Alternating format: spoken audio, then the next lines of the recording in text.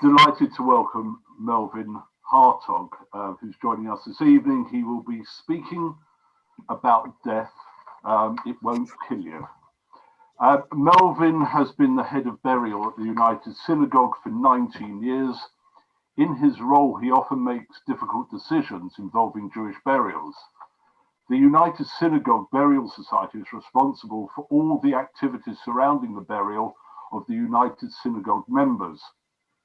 They organise, oversee and advise on the various processes that are required by both Jewish and English and Welsh law. They are also responsible for maintaining the infrastructure of our burial grounds. They maintain 13 cemeteries, both active and disused. The cemeteries that are permanently open now are Bushy Old, Bushy New, Waltham Abbey, Willesden and East Ham. The United Synagogue Burial Society has a strict no gratuities policy. In keeping with this, we shan't be offering Melvyn anything for tonight's talk other than kindly words. In his earlier life, he served, strangely enough, in the Royal Navy. He was a London taxi driver. He worked in financial services. He was a prison chaplain and was a sound engineer for a rock group. All jobs to give him the perfect grounding in burial. I'd like to welcome this evening, who will take over now. Good evening, Melvyn. The floor is yours. Thank you. Good evening. I've just thrown 3 pages of my speech away, which have sort of covered everything, so that's very good. Okay, there's nothing like repetition to make sure it's gone down, people understand it. Okay, good evening, Edgware, and I know it's not just Edgware because I know there's other people have logged in as well. We're up to 61. I'll keep talking until we get to 100, so we'll see how we go. Get myself comfortable. Okay, I always start in this way because I think it's very important. I don't know how many people at the last talk I gave. It's a bit like Jackie Mason, so you do get repetition. Even though most of you know me, do you really know me? I thought it'd be useful to you all if you knew the real me. I'm 72, and that's when I'm giving a talk, I wait for the pauses of disbelief when they look at me. They can't believe it. I'm married with 2 daughters and 4 granddaughters. I'm the youngest of 4 children, and at the age of 11, I had my first disappointment. My brother, who I know is watching, had passed his 11 plus and he got a nice new briefcase, although he hasn't got it now. I failed my 11 plus and got absolutely nothing. And so it told me that my brother was actually the clever one of the family. I came from a very irreligious family, and I've got no shame in that because it's all part of my upbringing. My father went to shul when he had a bar mitzvah or a wedding. He couldn't read Hebrew, and he always felt embarrassed that he could not recite Kaddish properly. Because of this, he made sure my brother and I went to Hebrew classes and were bar mitzvahed. Although my mother had to sign a book when I left home, and the teacher would sign when I arrived, and this was because I kept going on the missing list, and it would be fair to say I was a bit of a lobus.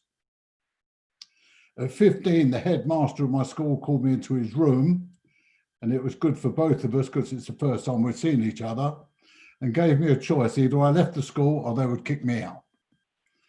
So I left the school just before I was 15, and I started an apprenticeship in hairdressing.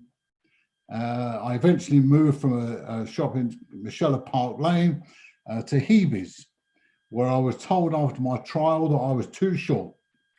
I had to stand on a stool to shampoo somebody's hair.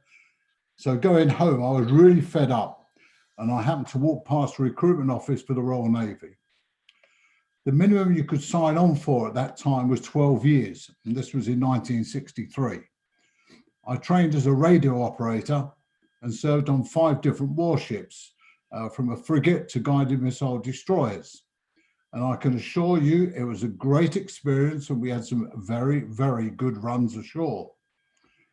After 8.5 years, I decided I wanted to go back to Civvy Street. So I bought myself out in those days for £100. On my discharge, I completed the knowledge to become a London taxi driver. I was fortunate as an ex-serviceman to be paid by the British Legion. So that came in very handy because, as we know, when somebody is on the knowledge, they don't earn any money.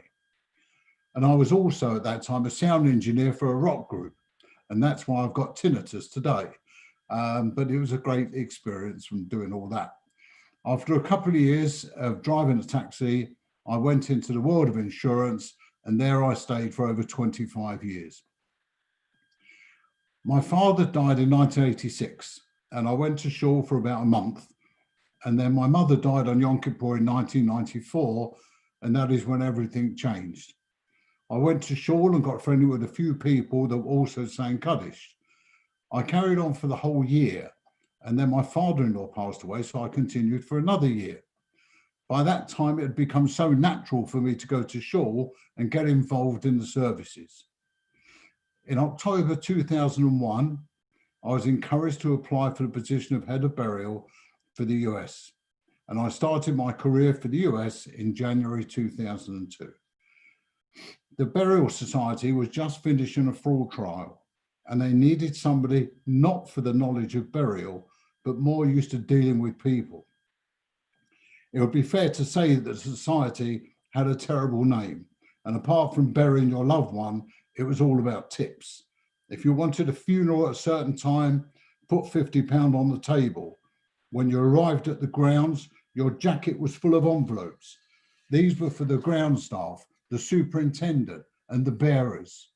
This was my introduction to burial, and this is the first thing I changed. I made it a disciplinary offence to take any money. I also increased the burial staff salaries to be fair to them, to take into account what they would lose. And thankfully, over the years, it is a much better society, and our members appreciate what we have done. It would be fair to say that you are not my normal audience. I normally speak to shores and various organisations and get questions and laughs, but it is a bit more difficult through Zoom, but let's see how it goes. It is less than 1 year since I visited you in your hall. It was 4 days after I'd been assaulted, and a bit later I will tell you where we are with making sure justice is being done to the person who assaulted me. To say that a few months later the world turned on its head would be an understatement. Yes, a word very few even knew came onto everyone's lips: coronavirus or COVID-19. Unfortunately, I think that all communities have been affected by it, some more than others, and you at Edgware had your fair share of casualties to COVID-19. Over the years, I've been involved in regular meetings with all burial organisations throughout the United Kingdom, and we have often spoke about bird flu pandemic, but let's be fair, COVID was an unknown name. We were hearing what was going on in other countries, but were thankful that in general, England was okay. Pouring came and went, and as always, it was an opportunity to have activities, communal dinners, programs for children when proud grandparents and families could all join in the fun. We saw the terrible damages this fun time had.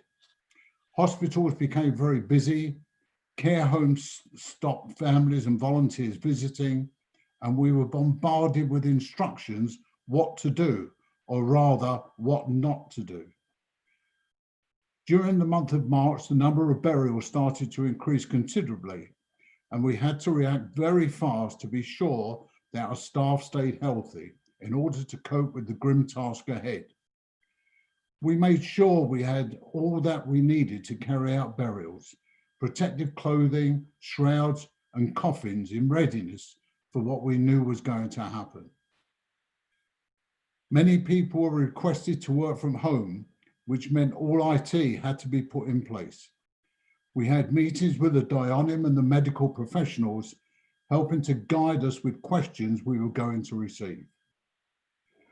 Our office was reduced to just Adam Symbol being in Bushy and directing the operations from the ground, and everyone else worked from home. Our CKs, that's our bearers, and groundsmen had never been so busy. We now had to hope and pray that each one stayed safe and healthy as burials had to be done. By the 23rd of March, it was lockdown. People were extremely aware that here we have something serious, and many Rabbinic members from different communities came forward to offer help.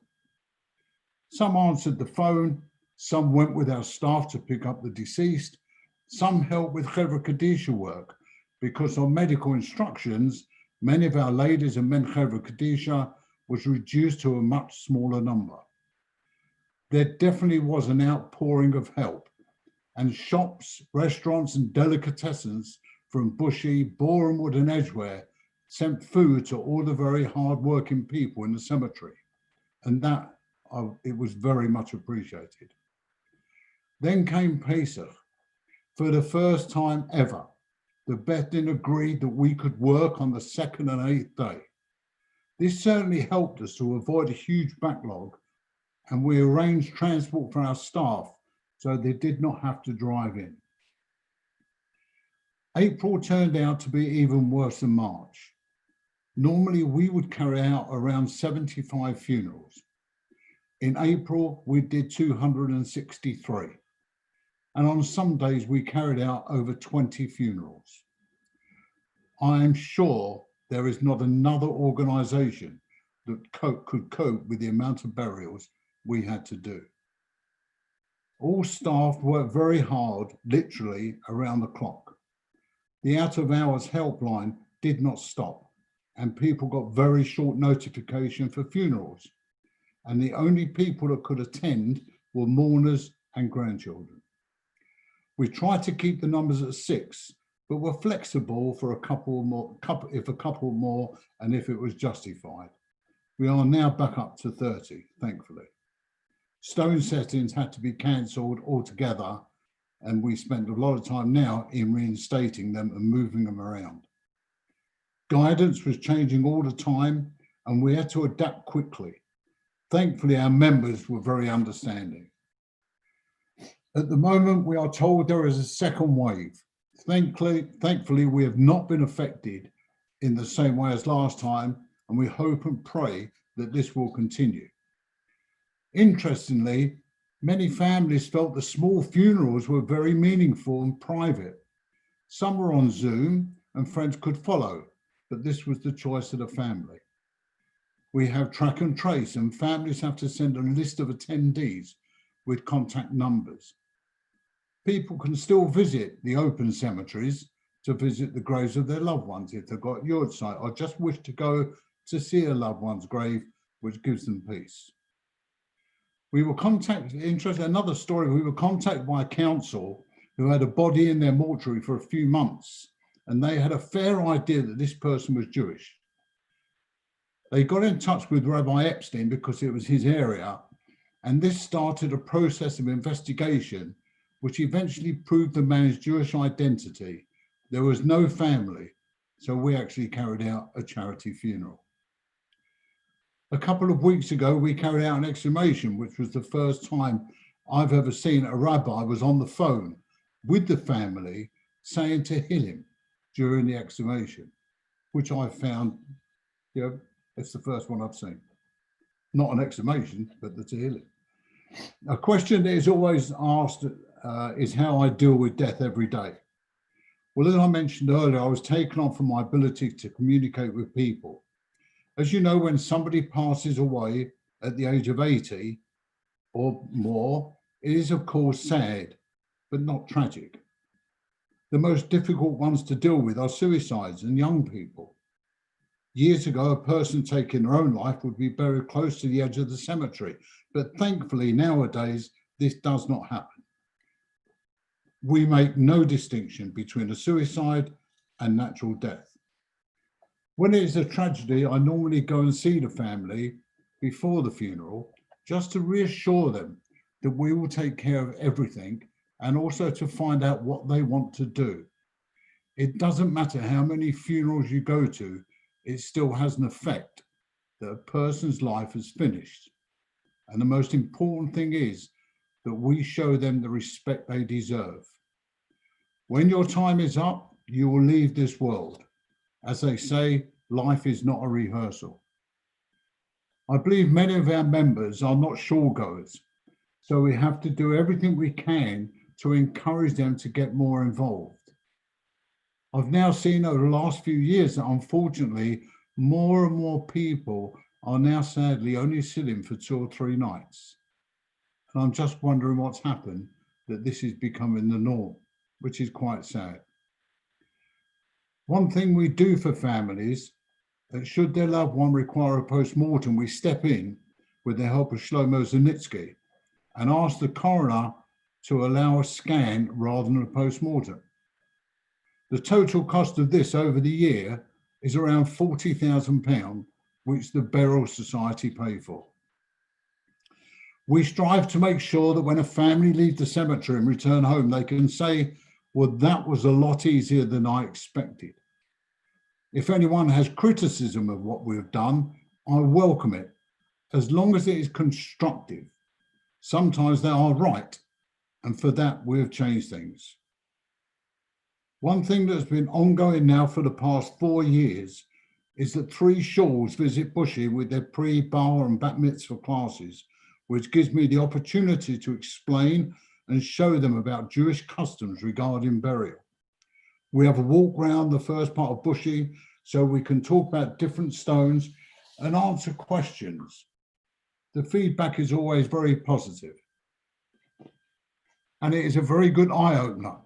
Don't forget, these boys will soon be able to help make up a minyan, and the parents come along also find it interesting and ask questions. You can speak of the, hang on, I'll leave that line. Just to keep you in the loop, as your shul was the first to see me after my assault last year, we were due in court at the end of this month, but the defence has now asked for an interpreter and the judge has given us a new date of the 13th of September next year. And the assailant has pleaded not guilty, which I do find very strange. Also, that's very popular at the, well, it was very popular, but it's all closed down at the moment, is the museum at Willesden. And if any of you get the opportunity when you can, when all this lockdown is finished, and you see the opportunity to go to Willesden, to go on a tour, or even to go down there, it is really interesting what they've done at the cemetery. And there's a lovely museum at the beginning in the house, and also in the actual prayer hall. Very interesting to see. So you should certainly in the summer months take yourself down to Willesden. As you know, we have an outstanding Chevra Kadisha, and we've always been very proud of that. They are the best volunteers you can find, but like all things, people get older, even myself. They retire, people make aliyah, etc. So we're always on the lookout for more volunteers. So if you know anyone that might have an interest, please get them to give me a call. I'm now just finishing my 19th year. I can say from the bottom of my heart, I've enjoyed every single day since I started. The satisfaction I get from helping people, and of course, being part of a fabulous organisation, I couldn't ask for anything more. On Sunday, just gone, I was privileged, I say privileged, to be at the burial of the late Lord Jonathan Sachs. And it was very interesting. We have 2 types of funerals here. If COVID wasn't in place or restrictions, we would have had well over 1,000 people present. But as it happens, we had 29 people. And I think looking around, how more involved people get, and they listen to what's going on. We all know when we go to a funeral, you know, people are talking about their grandchildren or what holidays or how Arsenal got on. But this way, everyone was concentrating. And it was a really sad day for me because I've worked personally with him for the last 19 years. And I have the utmost respect for him. And well, his teachings will go on for years to come. So his name will never be forgotten. But I must say it was definitely a very strange, surreal time to actually see him and the coffin there. And another surreal thing we had was a couple of years ago was the Imperial War Museum. they phoned us and said, we've got some remains here from Auschwitz. And we went down with Rabbi Nicky Liss from Highgate, and we saw everything down at the museum, and it had been kept there for storage, and they don't know why, and we don't know why. But it was agreed with the Dayanim and the chief rabbi that we should actually be responsible for these remains. And we know it was 5 adults and 1 child. And we brought them actually back to, well, we went down another day and we brought them back to Bushy. And for those that remember, a couple of years ago, we had a funeral for them where we buried them.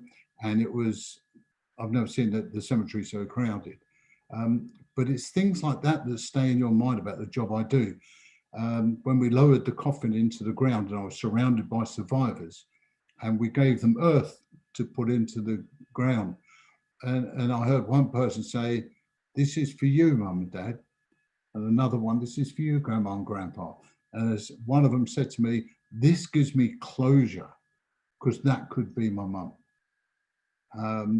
And it's sort of a very surreal thing to be involved with. I don't know what job I could ever have done in Civvy Street that would bring me anything like that. And I'm sure eventually we're going to have a huge Holocaust memorial where that burial took place, and it will be a great place for remembrance, and which I'm looking forward to. Hopefully that will get off the ground next year when we've got rid of all this COVID-19.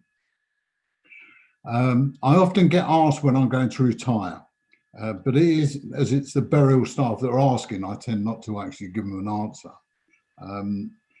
I can't see the point of retiring. I love what I do, so therefore why retire? I'm not like my brother, I can't play bowls, so I'll have to keep doing burial. Before I finish though, and I hope you've got plenty of questions, I really do. I didn't want to start talking about Leon Greenman again, because obviously most of you have heard it, and also the other exhumation we did, so I didn't want a repetition. So I apologise if you hadn't heard it, but I thought to repeat it would be not really the best thing. But before I finish, I want to say 2 things. The first, if you know anyone that does not belong to an organisation that can take care of burial, I beg of you, please get them to do something.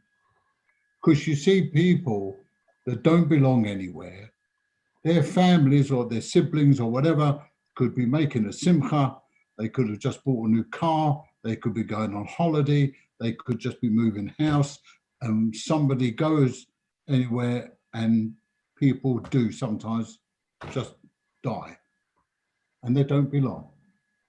So we get a phone call, my brother, my mother, my father, whoever has just died and he doesn't belong anywhere. And we say, okay, we can take care of it once we prove Jewish status, and that will be £16,000. Which a lot of people say, oh, £16,000, that's a lot of money. But then I always say, well, you're a member. How much have you paid in shul fees in the 20, 30, 40 years that you've been a member? So what we're doing is protecting you by not letting people in on the cheap. Because if we did that, our members would say, I don't need to belong to a shul. I can just phone up, or somebody will phone up on my behalf, and I'll get a burial for £5,000, £6,000.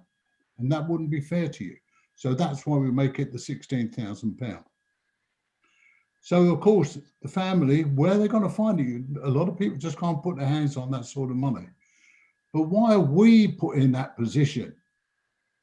Why is it I get a call and somebody says, oh, you know, I haven't got that. Why have I got to sort it out? You know, it's not my problem. We'll obviously help families the best we can, but surely families have got to help themselves. Now, we all know we're going to die, but we don't know when. It's when somebody says, well, business is bad at the moment, but was it bad 20 years ago and you still didn't join then? So they've made no opportunity to say to the United Synagogue, you know, I want to be a member, even if it's for 5 years. They've shown some commitment, but people have shown no commitment. Why are we getting to have to sort of get the headaches of this? And the worst one is when we do a charity funeral and I get a call 5 years later, the spouse has died and they don't belong still. but families still expect us to actually bury them.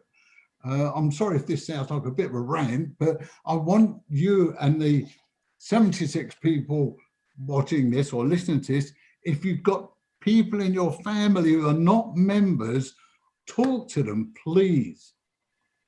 Because there's nothing worse from my position to actually sit down and actually talk about money when somebody's just lost a loved one. It's the last thing people want to do, but they leave me with no choice other than to talk about money. So if you know anyone, please, please do something about it. Oh, yeah, as I said, I shouldn't be doing that. What can I say? Thank you for that. Most interesting, enlightening. I could tell it was quite heartfelt as well. Hang on, just on the last bit, yeah. A good plug for FES as well. So, yeah, I agree. All goes hand in hand. Okay, just before we move. Sorry, I'm just on the last paragraph. Ah, okay, sorry. I was just, right, okay. God, you've lost my line now. Okay. Okay, it's been a pleasure to talk to you this evening, and I promise that you will always get 100% commitment from me and the burial staff. And I want to thank David Oliver and David Landau for inviting me to speak. And I wish you all a very, very happy and healthy future. And your lives should only be filled with simcha. Okay, David, it's yours. Thank you. It sounded like you're leaving us now, but you're not. You're staying for a while. We don't let you off that easy. No, not at all. I'd just like to say before we move on, I'd just like to express on behalf of the Edgware community and the wider Jewish community our thanks to you and your colleagues for everything that you do, especially what you went through in March and April and that time through COVID-19. It must have been unbearable. I don't know how you, your team, the Chevra Kedusha, how people dealt with that. But all I can do is express thanks on behalf, I'm quite certain, on behalf of everybody who is listening this evening. So thank you. Just to say to everybody here, if you have any questions, if you would raise your virtual hand, which you could do through participants. If you click on participants, you can raise a virtual hand, and then we will see that you wish to ask a question. If you don't wish to be heard, you can place something in chat, which I believe somebody has just done. I can't see your full name, so I would just say David Brooke, and the second part of your hyphenated name doesn't appear. The question for you, Melvyn, from him is, do you need to belong to a shul? Would insurance cover the costs?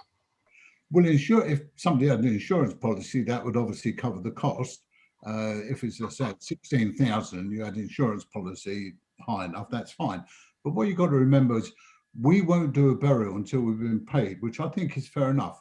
Sadly, this is because people have said, oh, don't worry, the money's there, we'll bring it to you. And of course, that's why I'm stipulated now, they must pay the money before the burial. So it's that time, because if you've got an insurance policy, it still takes time to get the money out and everything else. But if that's the best way to do it for you, then fine, we've got no problem with that at all.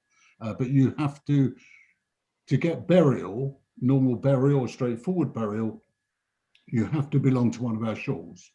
It goes hand in hand. We're not a burial-only society.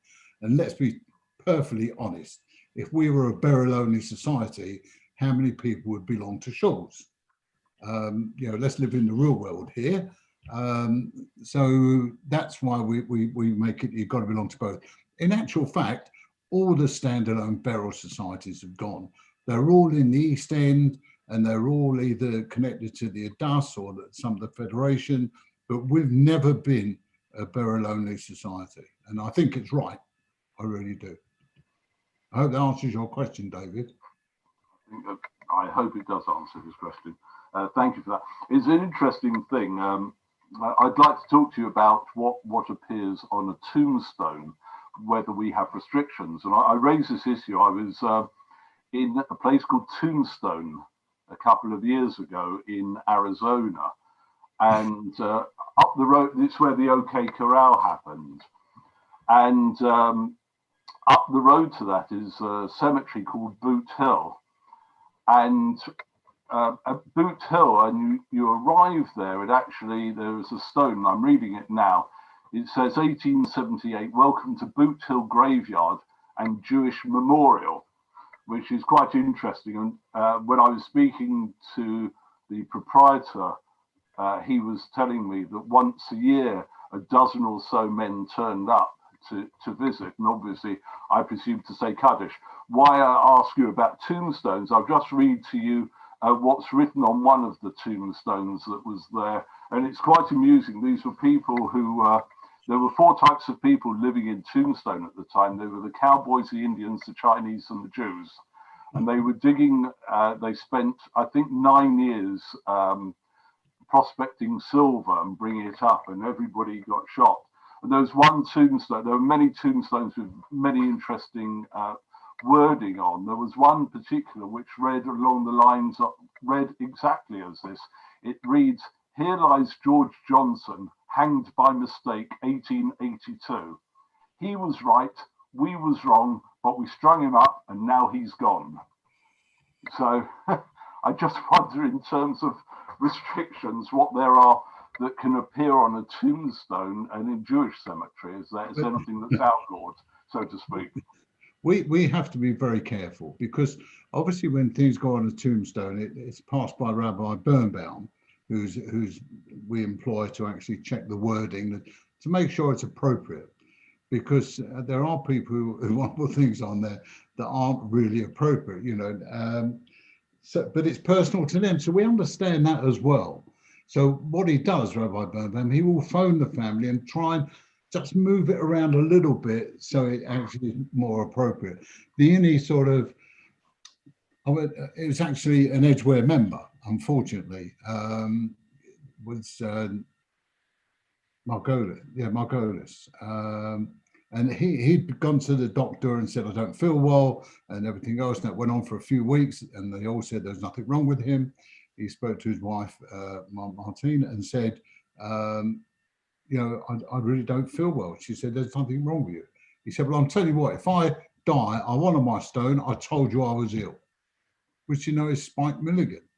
So he went to Israel, and unfortunately he did drop dead in Israel, and he was only 52.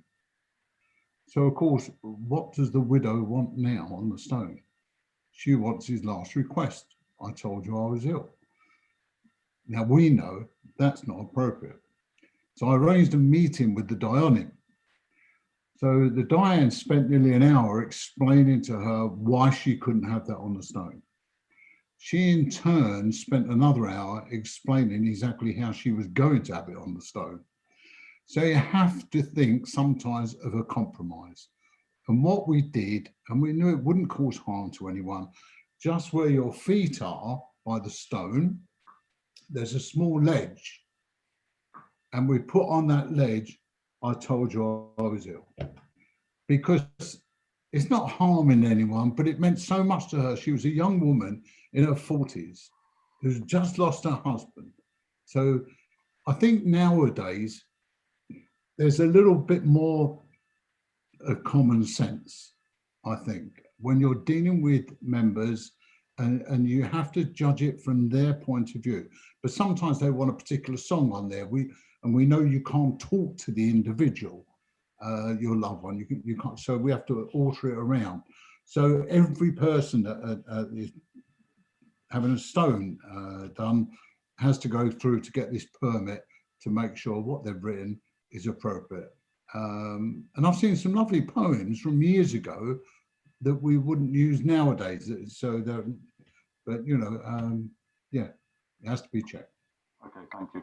Before I go to the people who've raised their hands, there's just one other question on the chat, which is from Andrew, which is, how widespread is the tradition that children do not go to the grounds whilst parents are still alive? You mentioned that you show bar mitzvah students around the grounds.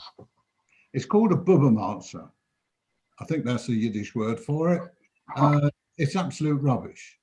if you feel, look, when we have a funeral of a young person and they've got young children, and immediately you've got some people say they don't go to the cemetery. They don't go. You know, they don't need to be there.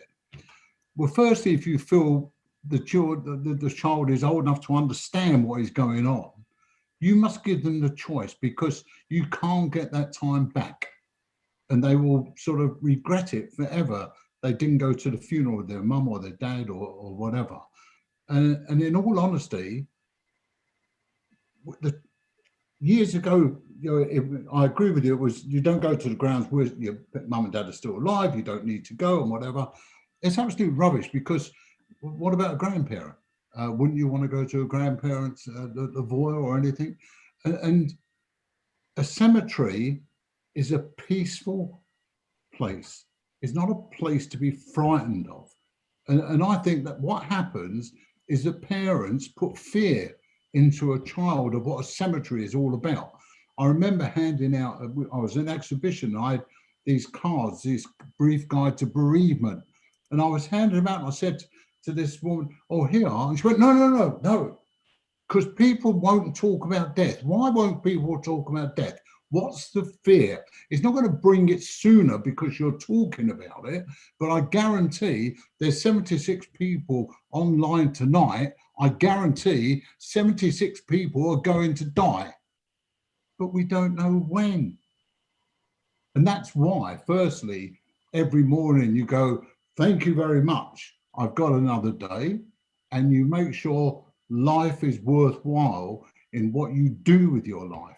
But I promise you, take the children. I think that is the place where you take your kids, you walk round a cemetery, you'll see members of the family, and you'll talk to the kids and say, this was Auntie, what's the name, and this was Uncle that, and you explain and you talk.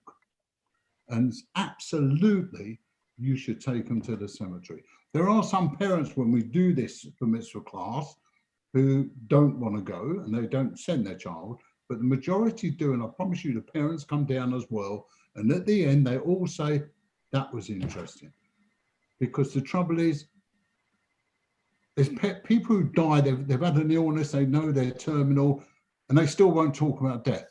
So what happens when they actually pass away, people say, oh, what did he want? Where did he want to get buried? Or what was this, what was that? Because they haven't discussed it. Why? I don't understand the fear of dying. But that's me. Maybe I've been in the job too long, I don't know. But that's my thoughts. So I think what Andrew thinks. You've got used to it. How do you retain a sense of humour? It's you obviously get used to the work. It never gets to a point where you're very blasé about what's happening, okay? Because there are funerals that really sort of knock me back. Certainly with suicides, and certainly with young children, and it does knock you. But you really, it makes you say to everyone, hang on, no, somebody's just come up there because it's a very personal decision. I agree. I'm not saying that everyone should do it. If you don't feel it's right for your children, don't take them. But I can only give my opinion on whether it's children. But I'm a pretty upbeat person. Life to me is important. I've got my family. I always remember when my dad was in hospital in Southend, and we were all crowded around the bed and we were laughing and joking. And he had cancer, so it was quite serious. And my brother would back me up on this. And we were making a lot of noise, and the doctor hauled me out. And he said, don't you realise how serious your father is? I said, okay, so if I go in there and be sad, will it make him any better? And that's the whole point, you know. But I know families treat life differently. We all treat it differently. I can face it because I see it every day. So I understand it. What it's done, it's made me, makes me appreciate what I've got and the life I've got. So, you know, that to me is very important. Sorry, I always go off the tangent. Okay, thank you.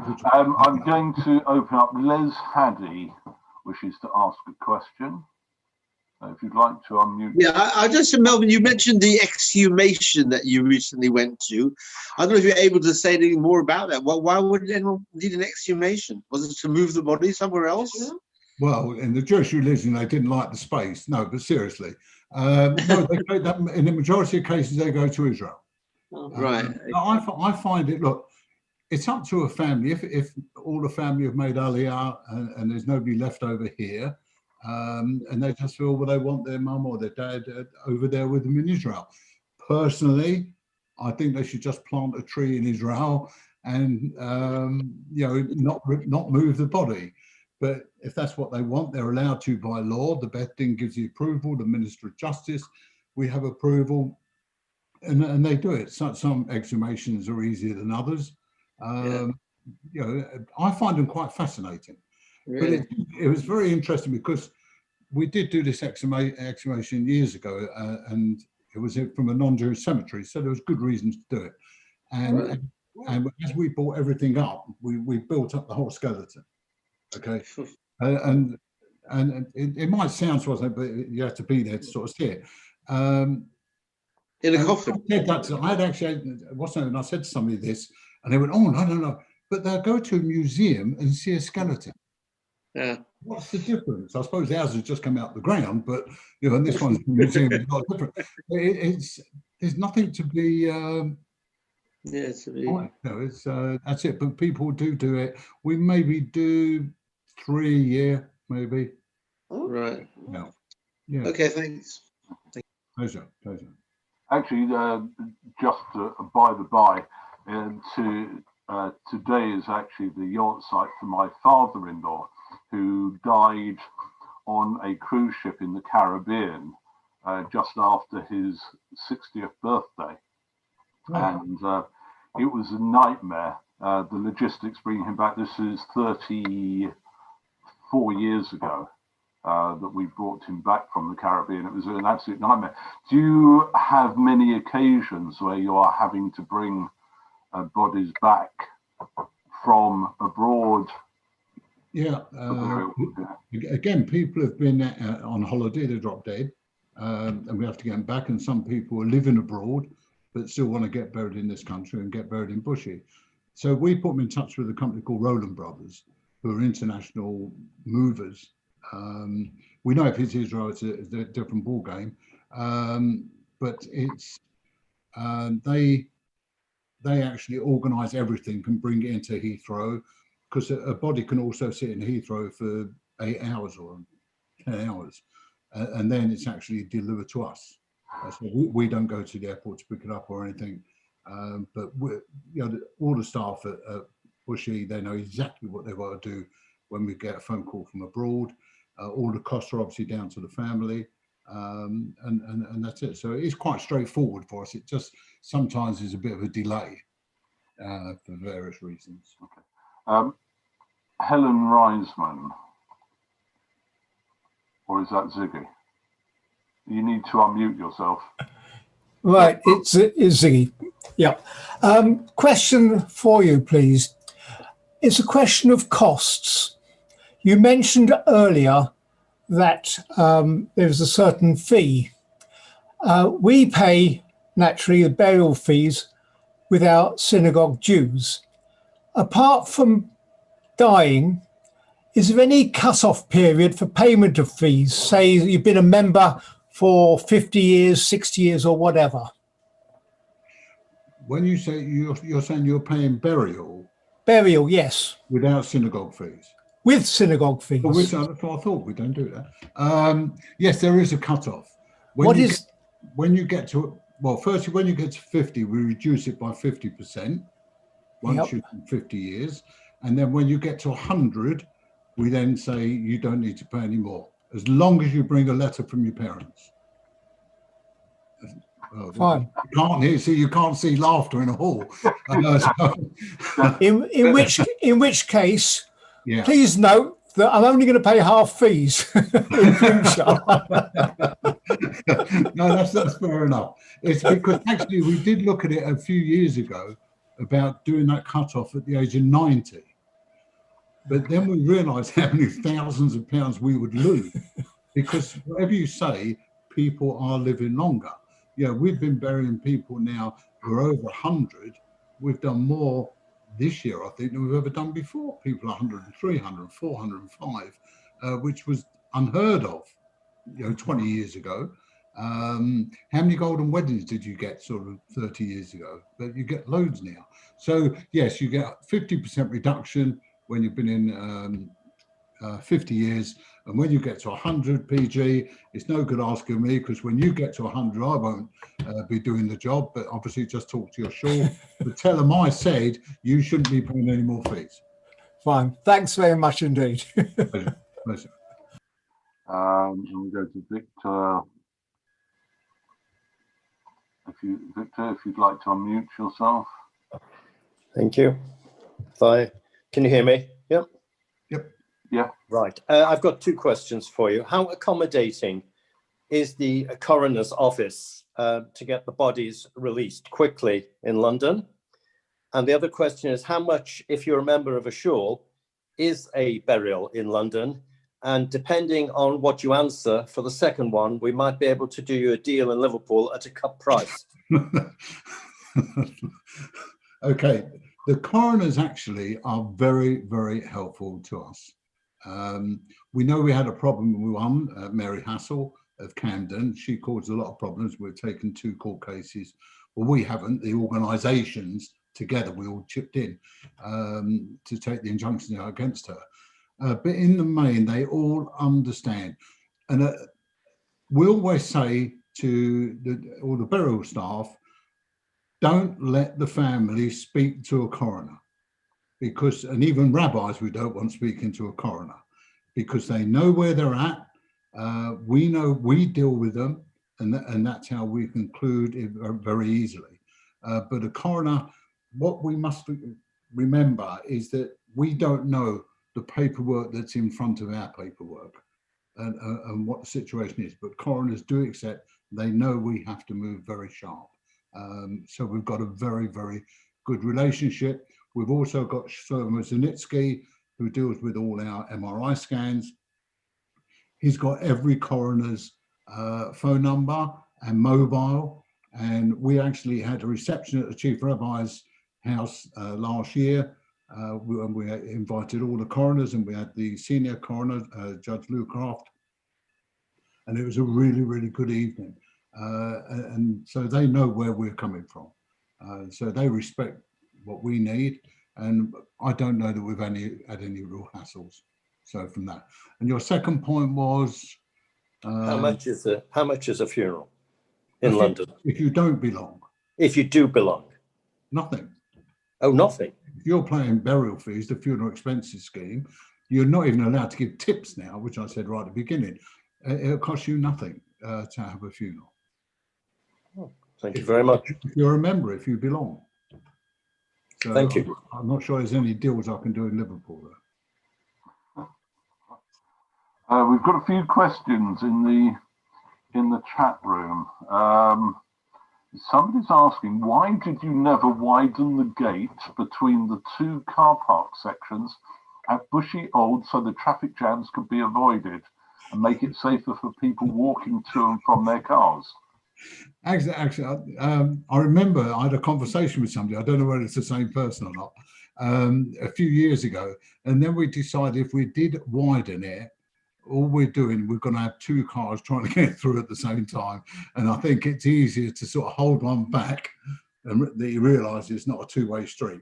And that's why we didn't bother. We just didn't bother. It wasn't a major thing for us to sort of to do that.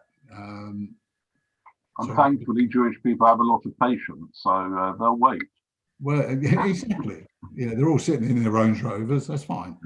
Yeah. Another question. I've paid my US membership fees for a very long time.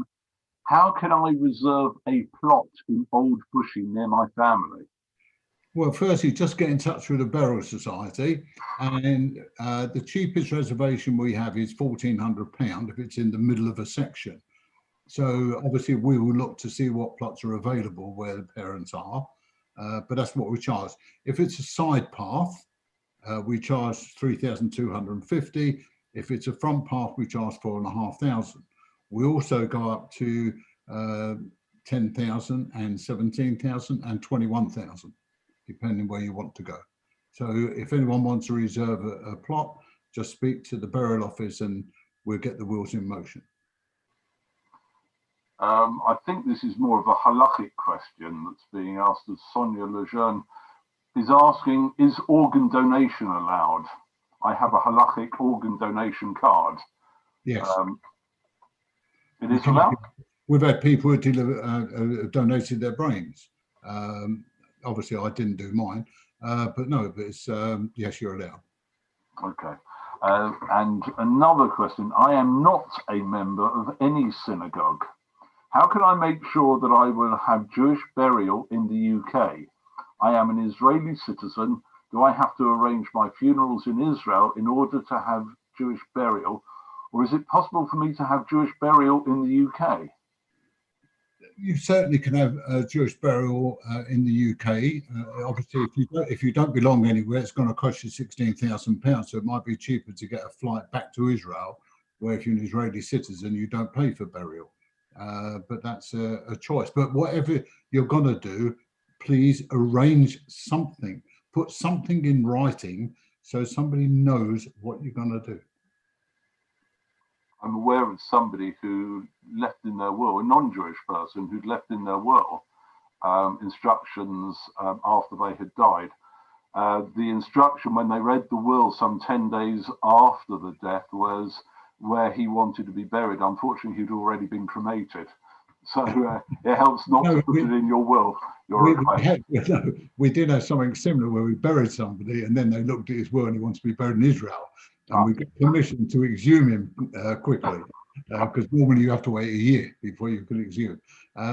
So yes, tell something. That's what I'm saying. Tell somebody, not necessarily by your will. I'll bring in David Oliver has a question. David, welcome. You need to. There you are. Yeah, hi.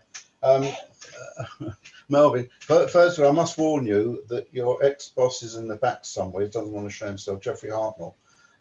So just be very, very careful what he says.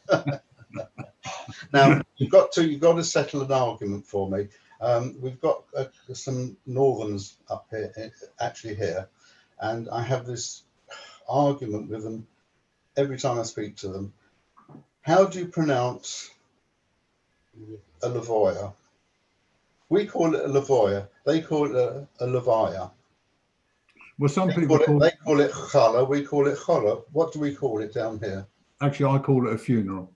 No, I call it a lavoya.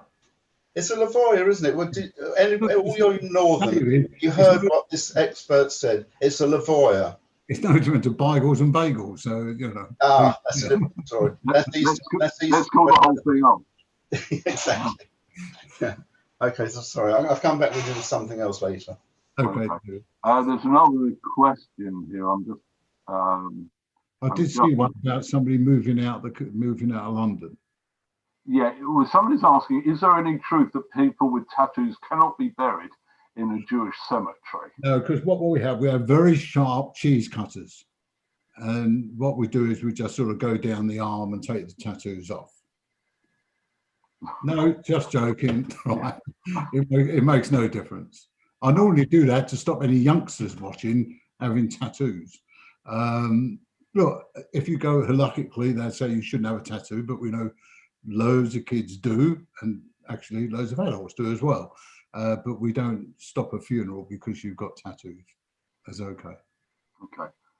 Question: if we move out of London, do the funeral payments we've made to date cover burial in the area we move to? Yeah. If you're going to another Orthodox organisation, we will work out, and not every other organisation does this, but I insisted that we do this. We refund 80% of what you've paid into the funeral expenses scheme, which we send to the receiving burial authority.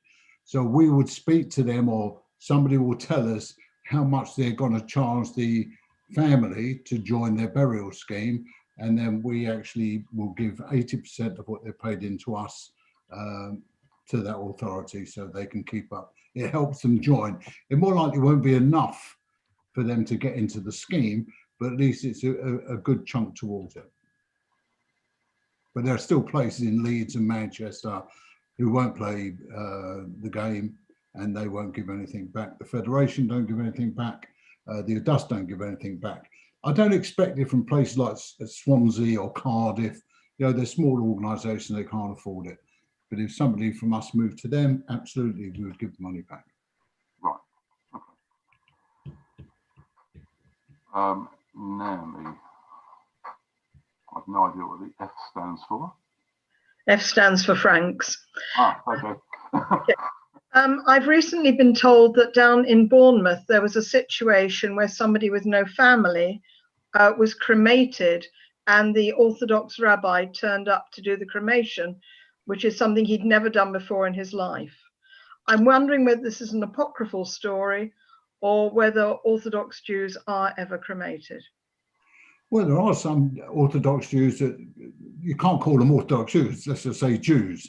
There are some Jews that want cremation. I never understand it. I couldn't bear the thought. Reform now are doing like a lot of cremations, and liberals, they have cremations. But what I don't understand, look, we will give a charity funeral to anyone to stop a cremation. That doesn't mean to say I want a load of people now phone me up and saying, we're going to get cremated, can I have a funeral?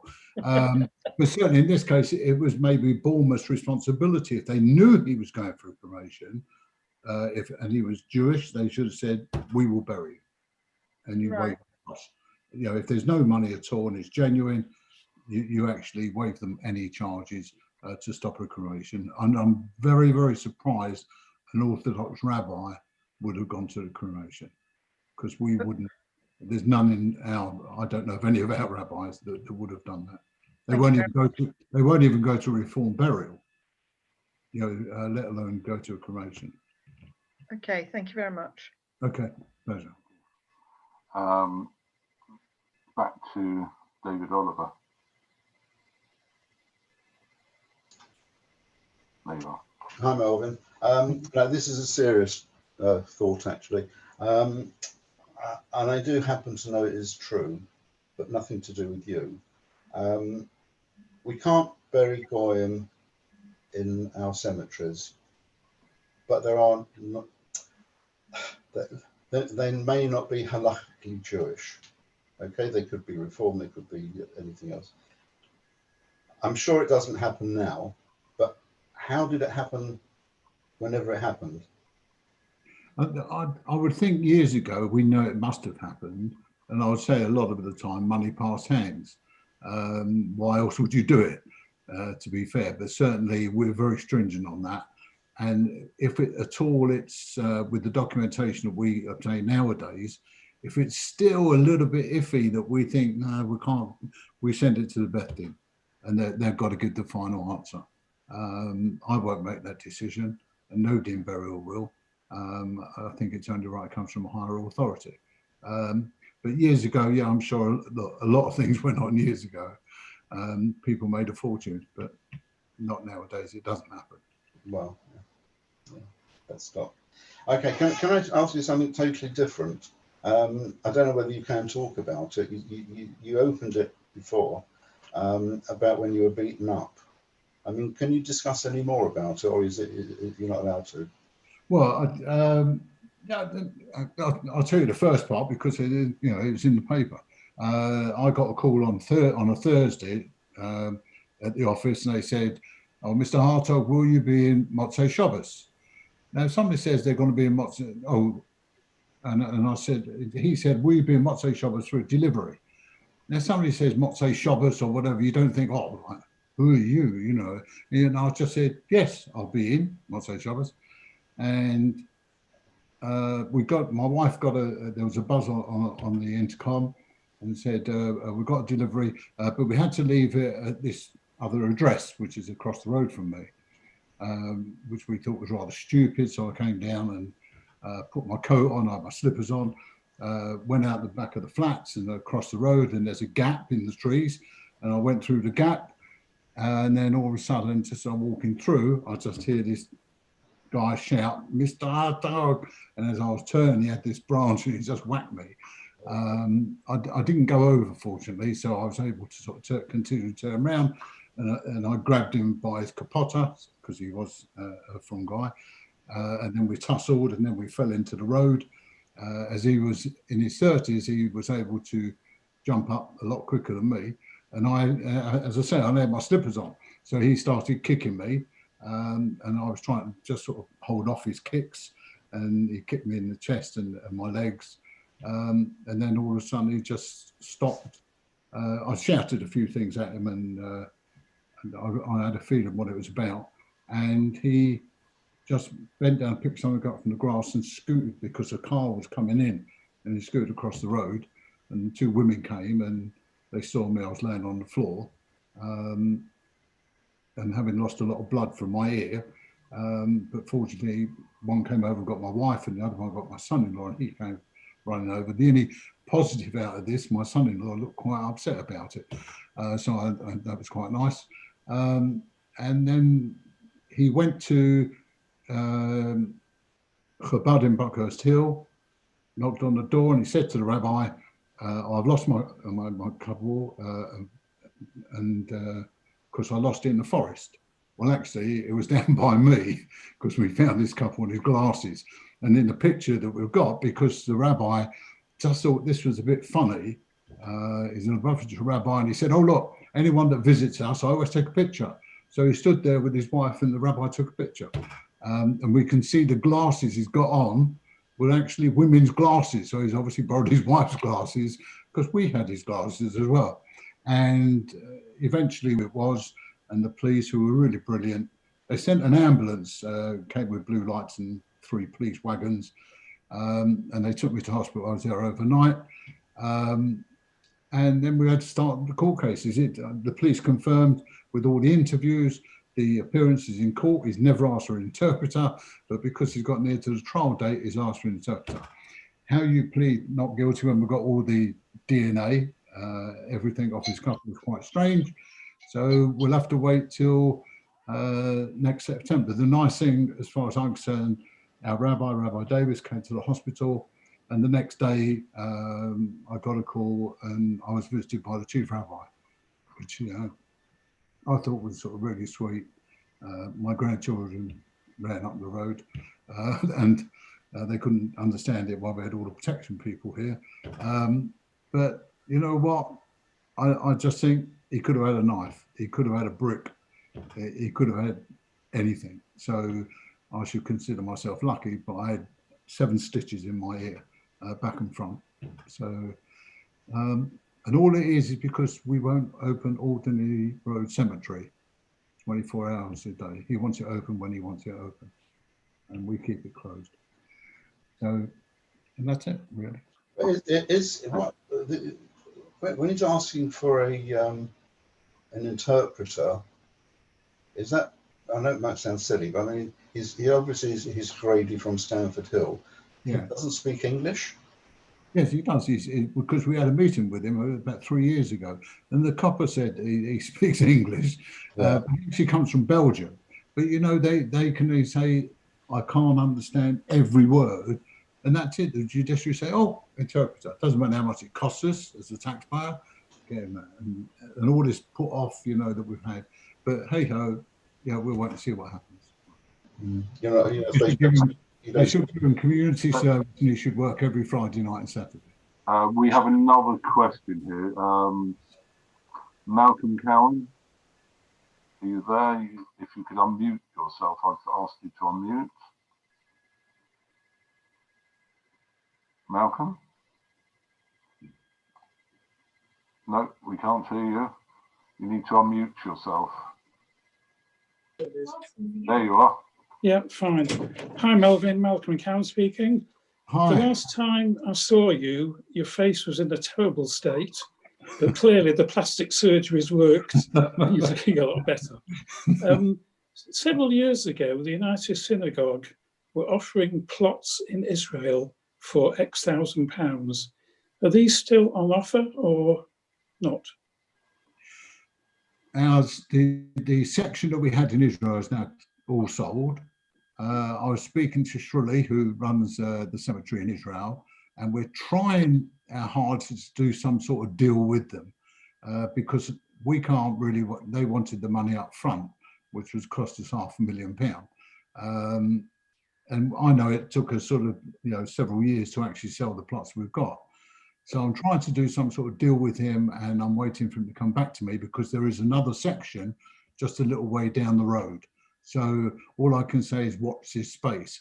And if Jeff Hartnell is watching on there somewhere, it was Jeff who actually pushed for this to happen. So we should all be very grateful to Jeff. Thank you. May you continue for many, many years. That's what my bank manager said. Melvyn, we're just going to, I think you know this next person fairly well, Nicole Duke. Nicole, if you could unmute yourself. I'm asking. I might mute myself.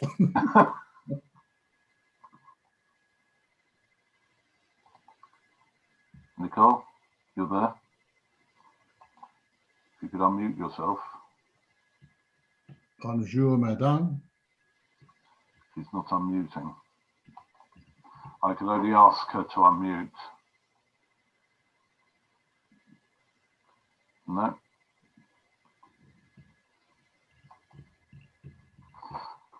No, she's not coming through.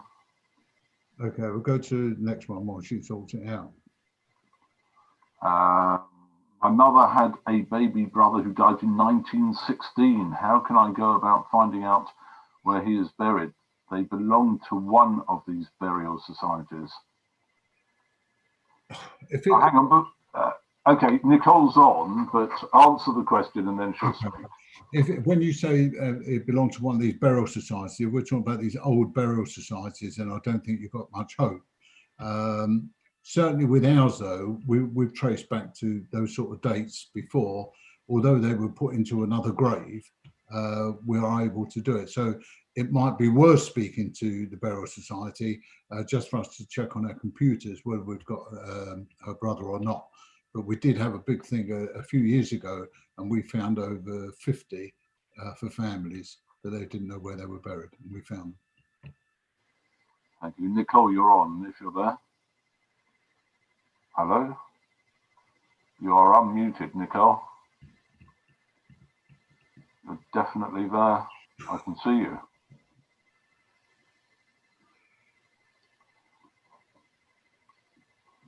She is unmuted. She is somewhere. No, she's not responding.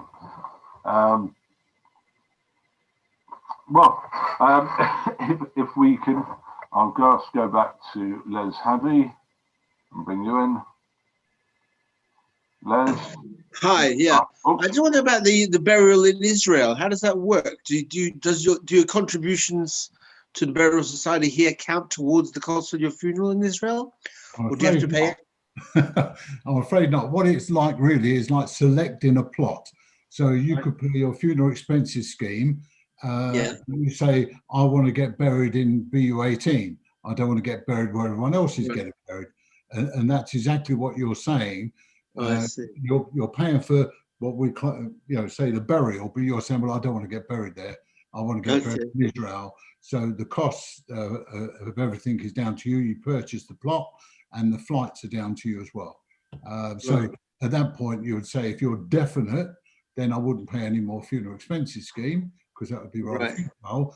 But some people would say, look, I'd sooner pay it for the £78 a year, soon to be £80 a year, just in case we decide not to go to Israel. Not to, yeah, I see. We do have a change of heart. Right, so, yeah. In all honesty, if somebody did change their mind rather, even after 10, 15 years, we would be helpful to them because we understand the reasons, and therefore we would just say, look, just pay the back burial and we'll bring you up. Right. I understand. Okay, thank you. Thank you, Les. We'll go back to Nicole if she's there. She's certainly unmuted. Hello, Nicole. Do you want to try and guess what she might have been asking you? It could be anything. Okay, unless we have any other questions. I must say, while she's trying, she's the one that really, when we started the helpline, who took it over and volunteered, and she does a remarkable job. and she gets calls 2 o'clock, 3 o'clock, 4 o'clock in the morning, never a moan. Well, no, it's not quite true. No, really, she doesn't moan about it. She absolutely throws herself into it 100%. Yeah, she does a phenomenal job. There's Yes. no question of that. I can't see somebody saying There's 2 participants raised hands. I'm conscious of the time, and I know that we'd said to you an hour. I'm not worried. Don't worry about we've that. got 11 minutes over. I know, but Don't worry. we probably have to double what we were going to pay. Exactly. So, without further ado, unless Nicole is there and we can't hear her, I'd like to say thank you for your time this evening. Excuse me. You've got 3 participants with raised hand. Oh, I can see yes. that. Well, yes, but we're asking. Well, one of them is Nicole. Oh. No, she's gone now. The person who is Zoom user, we have been asking you for half an hour to say who you are. We won't let you in unless we know your name. So if you could let us know, let me know either privately or otherwise, because we can neither see you and you don't have a name either. So I'm going to go to Jeffrey Hartnell. The person who is Zoom user, we have been asking you for half an hour to say who you are. We won't let you in unless we know your name. So if you could let us know, let me know either privately or otherwise. That was Jeffrey Hartnell playing back what I just said. Show your face, Jeffrey. Show your face. Yeah, I'm not sure what happened there. We'll try him again. Here he is. No, that's me again. No, that's Jeff. Jeff just came on. He's there. There he is. That was Jeffrey Hartnell playing back what I just said. No, that is Jeffrey Hartnell. I recognise the face. The glasses are on the forehead as usual. Hello, Jeffrey. Hi. No, that's me again. No. No, that's Jeff. Jeff just came on. Hello. Am I on? Yeah, you're on, Jeff. You're on. Yes. You need to turn your speaker off or the microphone off, because all you're getting is playback. Yes, correct. Hello. It's not really a question. Yeah.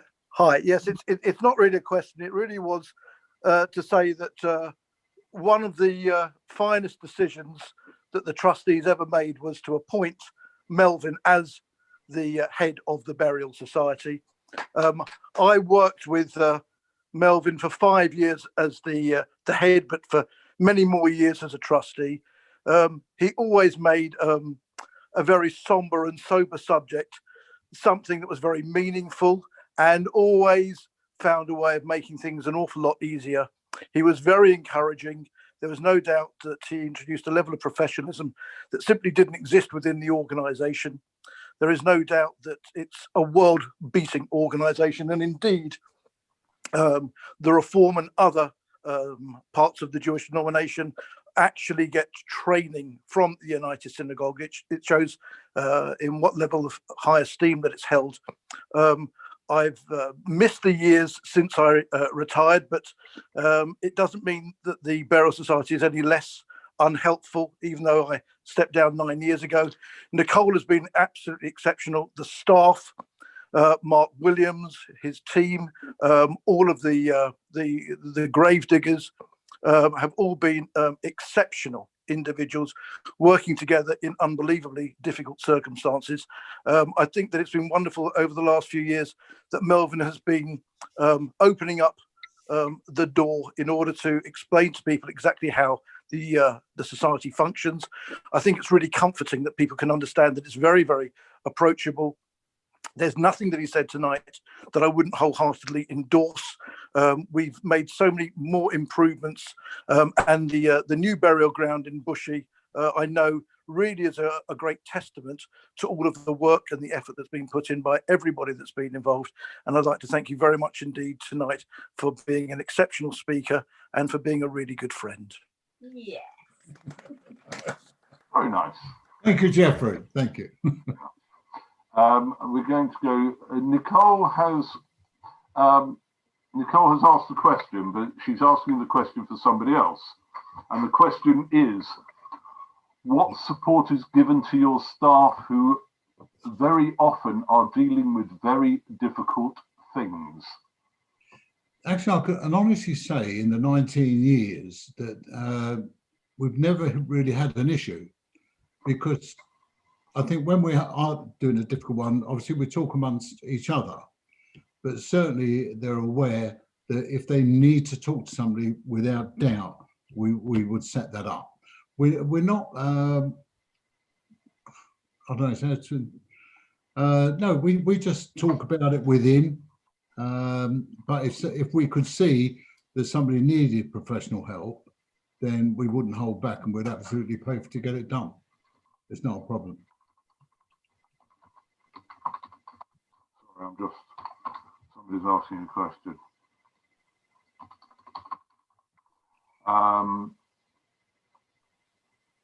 Natan. That might be. If you'd like to unmute yourself. No? Yes, he's there. Would you like to speak, Natan? Yes, if I can. Can you hear me? Yes. Yeah.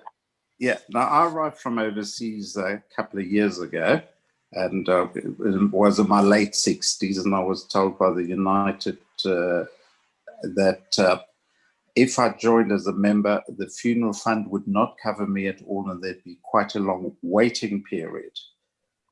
So I thought, well, that's not very practical. And at that time, I was actually fairly ill, which thank God I've recovered since then. And shortly after that, there was a newspaper advert, one of the Jewish newspapers from the Liberal, saying, if you're under 70, we've got a promotion, and you join us, you'll be covered straight away. Obviously, I took that up. So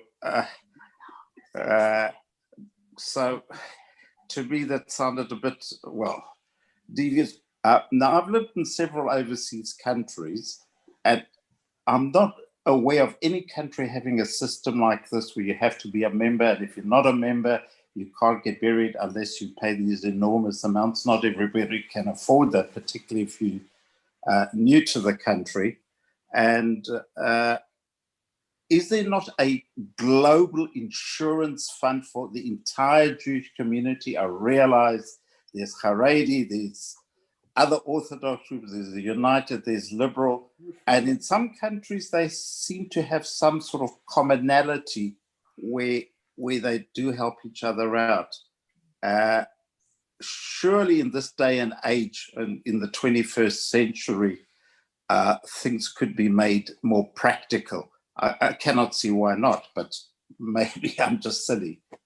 Okay, Nathan, your first part about having to wait or queue, is that because we said to you that you're not covered for the first 6 months? Correct.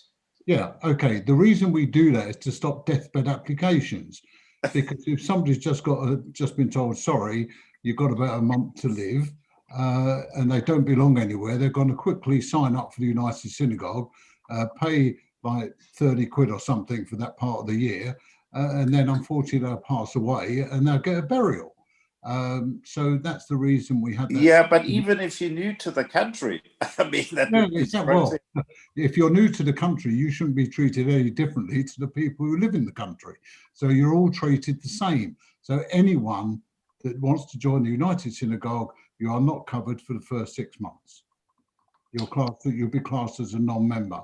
And unfortunately, you're putting into the same breath like Liberal, Orthodox, and we can't put them all in the same breath because we're different organisations. Yeah, but why in other countries where there are Jewish communities is it easier to do? I'm not trying, obviously what you do is correct in your eyes, but the world's changing, everything has changed. Couldn't there be a more common thing?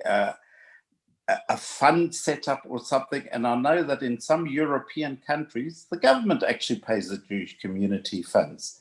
I know, for example, that in Germany, part of your tax goes to your selected religious group. So that covers everything. But we don't take it in the United Kingdom. And also, but the world has changed and it's changing more. I mean, let's admit it. The change is not changing, no. So yeah, we are as we are. You can't all of a sudden say you can't have Reform, Liberal, and Orthodox and Haredi all together in the same bowl. It just wouldn't work, and there'd be uproar. So yeah, but if something had happened during the waiting period, it would have been tough luck. There would be nobody who would be prepared to pay for me. The family that I've got live overseas. It would have been far too expensive to repatriate my remains there.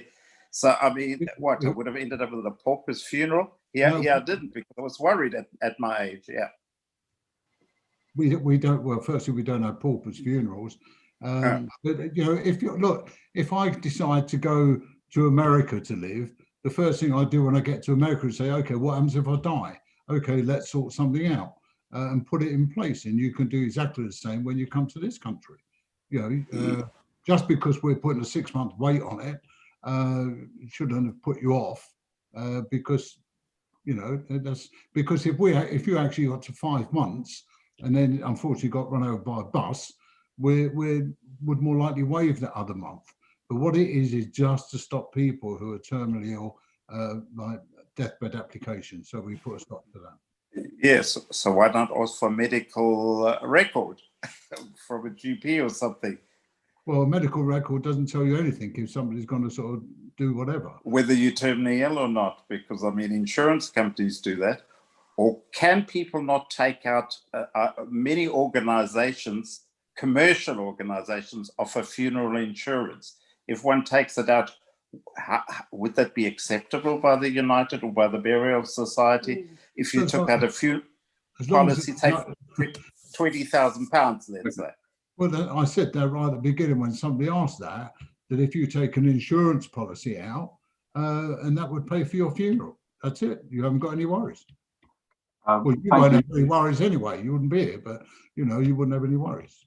Thank you, Nathan. We're going to move on. Just to say, the world is changing, but every country has its own rules and regulations, and I believe that Switzerland also has the same means of taxation, paying for your shul bills and so on and so forth.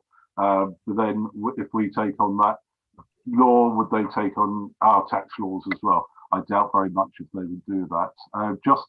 There's a question here I have for you, Melvyn. I think you've already answered this, but I'll ask the question anyway because he's now asked it twice. What progress, if any, has been made about burial transferability from other jurisdictions, e.g. regional communities where offspring want their parents from outside the US family, want to have their parents buried next to where they live? Englishes. How do you resolve the financial issue if the parents have paid elsewhere for their burial? Well, if somebody was, we've had that recently, somebody from Manchester coming down to join a shul because the kids live down here, which I totally get and I understand. So we say to Manchester, okay, well, I get them to talk to Manchester, how much are you going to give back so they can put it towards their buying price? And Manchester go, oh, nothing. Being very helpful. So I help them the best we can. I will give them a discount because it's all for the right reasons. That they're coming down here to join their children and they're going to be in our burial society or the United Synagogue for 10, 20, 30 years. So obviously we're going to get membership and everything else from them. So for the sake of a few £100, I'd sooner give them the discount because I think it's the right thing to do. Just because Manchester, or a particular shul in Manchester, won't play games or won't play ball, then I don't think why this couple should lose out. So that's exactly what we did. It's not, they still paid a fair chunk to join us, but at the end of the day, I do give a discount. He's asked me to tell you who asked that question. That was somebody called Jerry Lewis. You may well know the name. Yes, Jerry, I know. Hello, Jerry. Okay. It's not the Great Balls of Fire person, I presume. No, no. I asked him that when I first met him. Okay. And I'll go to David Oliver again. There's no keeping a good man down. No, I'll come in at the end. I can. This is. You are Svetlana's got her hand up for the last 2 hours, I think. You can see Svetlana. Let her talk, and then I'll come in. There's nobody else. There's nobody with a raised hand. So you are the last. No, she's got her raised hand. She's got her physical raised hand. Well, but I can't see that because I'm on speaker view. So. Oh, Svetlana. Unless we have a virtual hand, I can't see it. So I'll take you. If they want to ask a question with a virtual hand, if you could show your hand now, please. Otherwise, you'll miss the opportunity. We've actually got 2 hands flying around. Okay. Again, and Martin, it needs to be virtual. But if you tell me, David, do you have a question? No. I've just got a statement actually. What I didn't realise, Melvyn, is you've become a groupie. I mean, you've got a big following now. And can I start your fan club? Oh, Svetlana's on it. I don't have a virtual hand icon. Svetlana's saying. No, it's look. Shall I tell you something? Nothing gives me greater pleasure than talking to shores, to organisations, because I think it's so important that people understand about burial and exactly what we do. I do see sort of like other speakers and they charge, and I just can't believe it. You know, this is part of my job. I'm employed as head of burial, and my job as head of burial is to make sure our members are looked after in the best possible way. And if the best way to do it, to actually by giving these talks, I will do it. I've got another one for a shawl in December, a Welland Garden City in January or February, and I'll talk all day long because it is my favourite subject. That's why you get the same jokes every time, because how can you alter a burial talk? You know, burial is burial. How many times can I talk about an exhumation? But some people haven't heard it, so I've still got a few more shawls. It should take me a couple of more years, but I love it. I love what I do. Best 19 years of my life, without doubt. Apart from my children, my grandchildren, my wife, this comes very close. Okay, we have a question here. Somebody's asking how they can contact the Chevra Kadisha in Israel for her Jewish burial. She's jumping the gun somewhat, but pass. Yes, I would suggest. I would look on Google for a Jewish cemetery in Israel and then go see where they go from there. Yeah. There are no further virtual hands, no other. Oh, there's a message. Somebody's asking, can I pay extra to get a reliable Wi-Fi signal when resident in Bushy? Well, they should do that while they're alive. That'll help us more. So, yeah, no, the Wi-Fi in Bush is currently not too bad.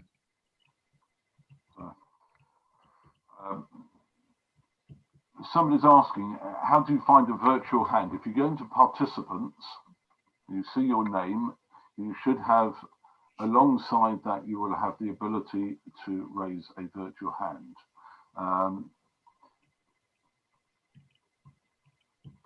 There are people.